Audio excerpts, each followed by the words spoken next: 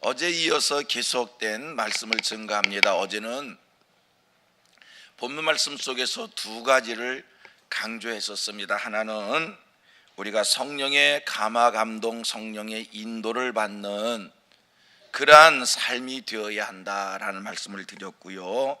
그렇습니다. 우리 성도는 늘 성령의 감동을 받는, 성령의 인도하심을 받는, 주의 음성을 듣고 이 땅을 사는 하늘 백성이 되어야 합니다. 그러기 위하여 우리는 하나님의 신령한 그 세미한 음성을 들을 수 있는 영적 성숙이 있어야 되고요. 또 이 세미한 주의 음성, 성령의 감화 감동을 받기 위한 중요한 게 있습니다. 훈련도 필요합니다. 세미한 음성을 듣기 위해서 날마다 말씀을 묵상하는 일, 우리 교회는 큐티 운동을 하는 교회입니다. 이 말씀 묵상 큐티하는 일을 게을리하지 마시고요.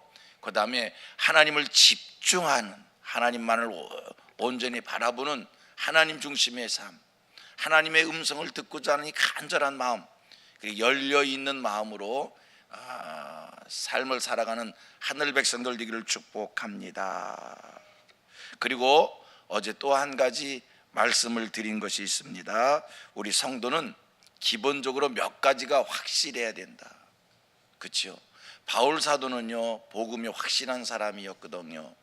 자기가 믿는 바에 대해서 조금도 두려워하지 않고 어디서든지 외칠 수 있는 그 당당함이 있었습니다. 여러분, 바울이 아레오바고 법정 앞에 섰지만 그들 앞에서도 하나님에 대해서 얼마나 장황하게, 얼마나 감동적으로 하나님을 증거하고 있는지 보십시오.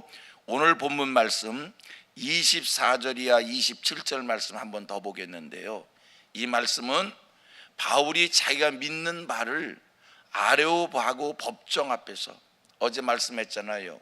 이 아레오바고 법정이라고 하는 것은 그 당시에 도덕적 범죄를 지은 사람들, 종교적 문제를 일으켰던 사람들을 공개적으로 재판하는, 무려 법관이 30명씩이나 되는, 웬만한 사람들 같으면 그런 분위기 앞에서 위압을 당해서 믿는 바가 있어도, 자기가 주장할 바가 있어도 두려움과 떨림 속에서 자기의 얘기를 올바로 하지 못할 텐데, 바울은 그들 앞에서도 굴하지 않고 당당하게 자기가 믿는 바를 외쳐대면서, 오늘 이따의 성경 말씀을 읽겠습니다만 쭉 내려가 보면 그들을 향해서 회개하라, 이런 말까지 하는 것을 보게 됩니다.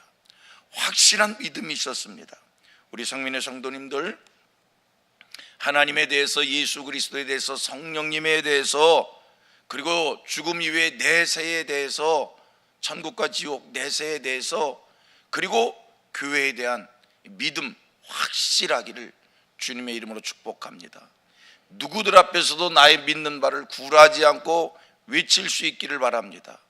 우리가 입으로 시인할 때 여러분, 우리의 구원이 하나님 앞에서 완성되어질 줄 믿습니다. 믿는 바를 입으로 시인하는, 믿는 바를 내 삶으로 어디서든지 내가 하나님을 믿고 예수 그리스도를 믿고 구원받은 하나님의 자녀라는 것이 내 삶으로 표현되어지고 입으로 증거되어지는 이 성도다움이 항상 우리에게 증거되는 이런 은혜가 있기를 원합니다. 자, 보십시오. 24절 이하 27절 말씀을 보겠는데, 바울이 믿는, 자기가 주장하는 바가 여기 설명되어지고 있어요. 제가 읽을게요. 그가 하나님에 대해서 어떻게 증거하고 있는지 보십시오. 우주와 그 가운데 있는 만물을 지으신 하나님께서는, 첫째로 그는 외칩니다. 하나님은 어떤 분이라고요? 만물을 지으신 하나님, 창조주 하나님을 고백합니다. 천지의 주제시니 그 하나님은 하늘과 땅 어디든지 계시는, 하늘과 땅 어디든지 주인 되시며 어디든지 계시는 그 하나님, 뭐라고 얘기합니까? 손으로 지은 전에 계시지 아니하고 어디든지 계시는 하나님, 또 무엇이 부족한 것처럼 사람의 손으로 섬김을 받으시는 것이 아니니 이는 만민에게 생명과 호흡과 만물을 친히 주시니라. 사람에게 생명을 주신 분, 만물을 다스리신 그분은 뭐가 부족해서 사람의 보호를 받고 사람의 도움을 받는 그런 분이 아니시다. 그 다음 26절 얘기합니다. 인류의 모든 족속을 한 혈통으로 만드사 온 땅에 살게 하시고 그들의 연대를 정하시며 사람이 세상에 오게 되고 얼마를 살게 되어지고 이 모든 것들이 다 누구의 주권하에 있다는 거예요? 하나님 주권하에 있는 하나님의 절대자이심을 그는 이렇게 고백을 하고 있습니다.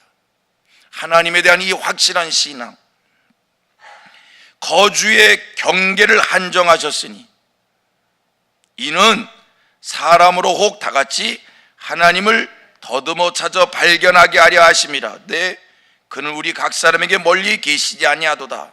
하나님은 멀리 계시지도 않은 분이고, 여러분, 바울의 결론에 얘기합니다. 이 세상 만물을 보면, 이 세상이 되어지는 모든 것들을 보면 하나님을 더듬어 찾을 수 있다는 거예요. 이 만물 속에, 세상이 되어지는 모든 일들 속에 하나님이 보인다는 거예요. 그러므로 하나님을 경외하지 못한 너희들, 우상 숭배하는 너희들, 무슨 얘기냐면 회개하라. 이 모든 속에 하나님이 보이건만, 하나님을 더듬어 찾아갈 수 있건만 어찌하여 우상 숭배하고 있는 너희들이냐. 내려가서 30절 말씀을 봅니다. 30절 시작. 알지 못하던 시대에 하나님이 간과하셨거니와 이제는 어디든지 사람에게 다 명하사 회개하라 하셨으니, 회개하라는 거야. 회개하는 거예요.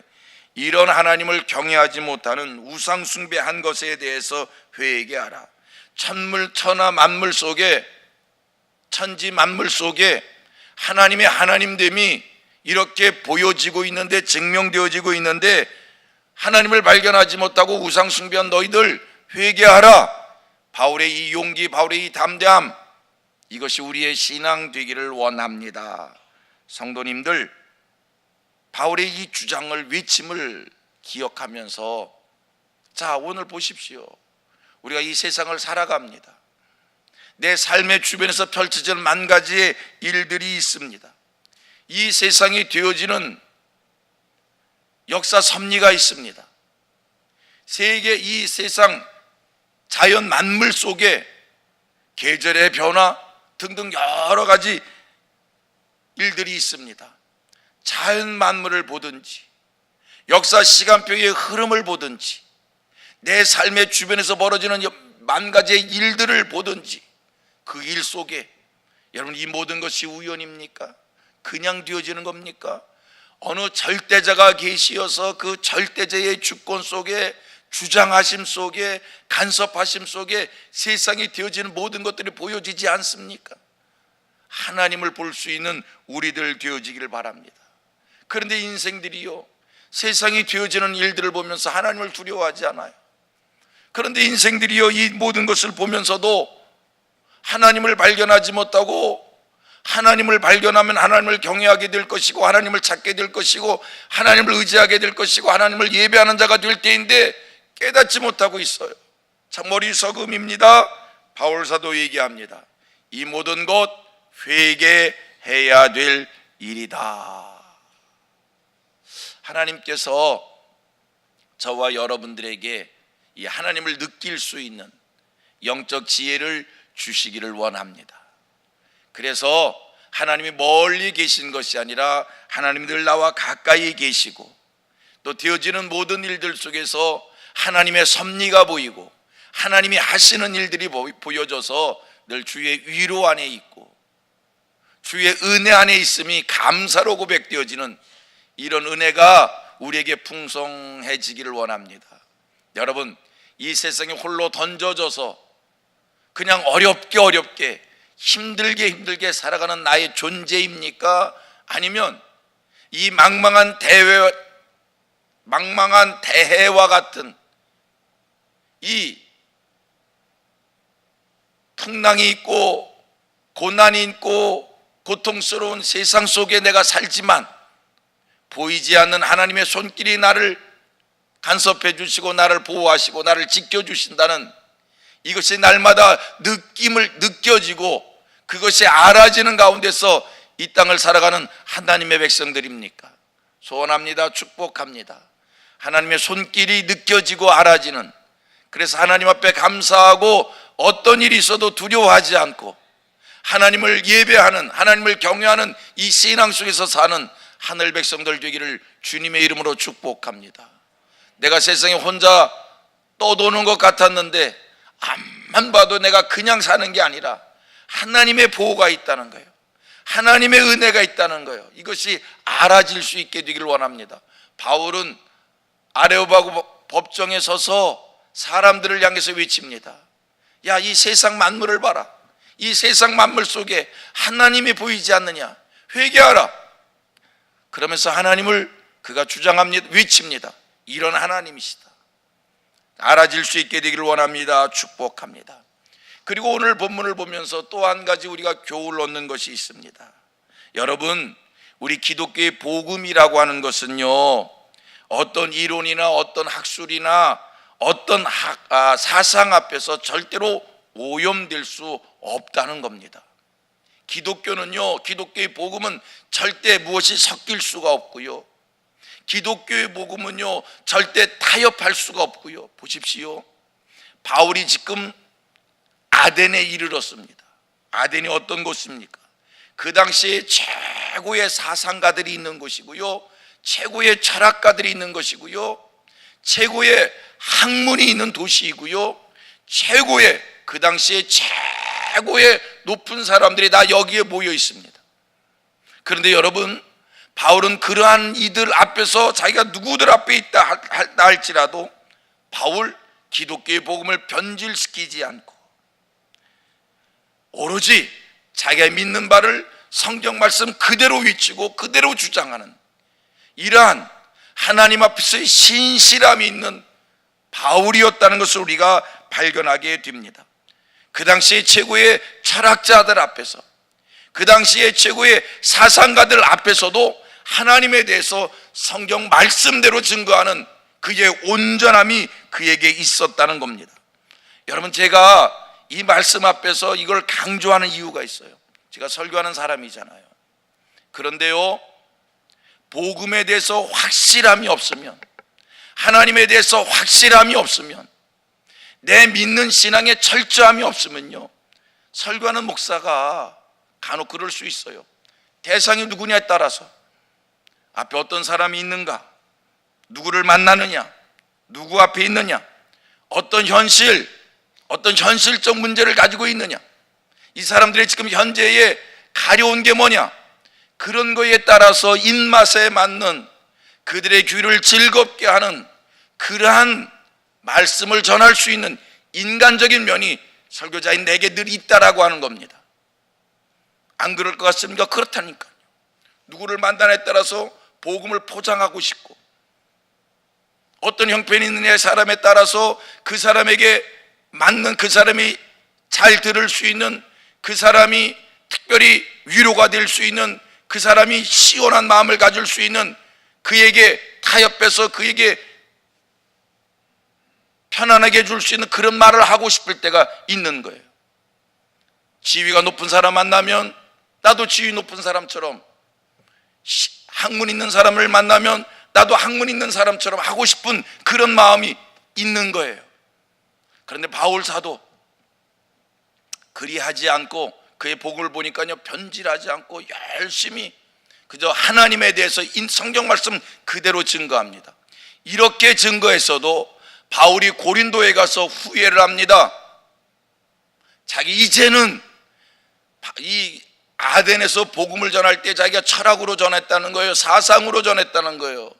그리고 고린도에서 후회하는 게 뭔지 아십니까? 이제는 내가 인간의 지혜로 하지 않고 철저하게 십자가만을 자랑하겠다라고 하는 그런 고백을 하는 것을 보게 됩니다. 우리가 보면 이렇게 신실하게 말씀을 전했으면서도 고린도에서 철저히 후회한 것을 보게 됩니다. 여러분, 마음에 새기십시오. 우리 기독교는요, 오로지 어떠한 현실적 상황 속에서도 오직 성경대로여야 됩니다. 우리 같이 고백합니다. 성경대로 믿고, 성경대로 살고, 성경대로 복받자. 그냥 진리의 말씀, 원색적인 복음 그대로, 마음에 새기고 그대로 믿고 그대로 지키고, 이것이 신앙이고요. 이런 신앙이 오늘 우리에게 필요한 겁니다. 여러분, 사람을 살리는 것은요, 기독교의 복음은 생명이니까요. 사람을 살리는 것은, 생명은요, 귀를 즐겁게 하는 데 있는 것이 아니라 복음에 있는 줄 믿습니다. 귀를 즐겁게 하는 데 능력이 있는 것이 아니라 복음 자체에 능력이 있는 줄 믿습니다. 우리 성민교회, 복음이, 원색적인 복음이 이 교회 속에 간직되어지고 이 교회 속에서 가르침받는 우리 성도들 되기를 소망합니다. 요한계시록 22장 18절 말씀을 가보면 성경은 분명하게 말씀을 하고 있습니다. 이것들 외에 더하면 두루마리에 기록된 재앙을 더할 것이요, 두루마리에 기록된 성경 말씀을 제하면, 더하는 것이 아니라 제하면 생명나무와 거룩한 성의 참여함을 제하리라. 성경 말씀에 더하면 재앙이 더해질 것이요, 성경 말씀을 제하면 거룩한 성의 참여함을 제한다. 요한계시록 마지막 장 끝부분에 성경은 아주 무섭게 이 말씀을 새겨주고 있습니다. 성경 말씀대로 믿고 성경 말씀대로 우리의 신앙의 길을 갈 수 있게 되기를 주님의 이름으로 축복합니다. 그리고 32절 이하 34절 마지막입니다. 이 부분은요, 바울이 위친, 바울이 전한 복음을 들은 사람들의 세 가지 반응이 설명되어지고 있습니다. 세 반응입니다. 어떤 반응입니까? 첫째 하나의 반응은 복음을 듣고 조롱하는 자들이 생겼다는 거예요. 두 번째는요, 다음 기회에 다시 듣겠다는 거예요. 세 번째요, 아주 소수의 몇 사람이 복음을 순수하게 받아들였다고 말씀을 합니다. 바울이 어디 가서 복음을 전할 때마다 늘 나타나는 현상입니다. 말씀을 전해지는 일에 늘 반응은 두 가지, 세 가지요. 말씀을 아멘으로 받는 사람들, 말씀을 거부하는 사람들, 그리고 지금처럼 나중에 듣겠다는 사람들. 이거는요, 지난번 며칠 전 설교에도 말씀을 드렸습니다만 예수님이 설교하셔도 그런 반응이 나타나더라고요. 예수님이 설교를 하셔도 아멘으로 받는 사람, 거부하는 사람, 사도들이 설교해도 아멘으로 받는 사람, 거부하는 사람, 나중에 듣겠다는 사람. 여러분, 말씀을 거부한다는 것을 똑똑한 거로 생각하지 마십시오. 이건 화입니다. 화입니다. 말씀을 아멘으로 받는 것이 복인 줄로 믿습니다. 성민교회 모든 성도님들은요, 심령의 밭이 옥토가 되셔서 좋은 땅이 되셔서 어떤 말씀이 선포되어져도 아멘으로 받을 수 있기를 바랍니다. 말씀이 능력이거든요. 하나님이 세상 만물을 말씀으로 창조하셨거든요. 빛이 있으라면 빛이 생겼고 하늘이 생기라면 하늘이 생겼고, 그런데 이 말씀을 내가 평가해요, 내가 거부해요, 그러면 그게 복이 되겠어요? 하나님의 축복을 누릴 수가 없는 거지. 어떤 일이 있어도 열린 마음으로, 베레아 사람들처럼 열린 마음으로 하나님의 말씀을 아멘으로 받는 하나님의 사람들 되시어서 성경 말씀대로 복받게 되기를 주님의 이름으로 축원합니다.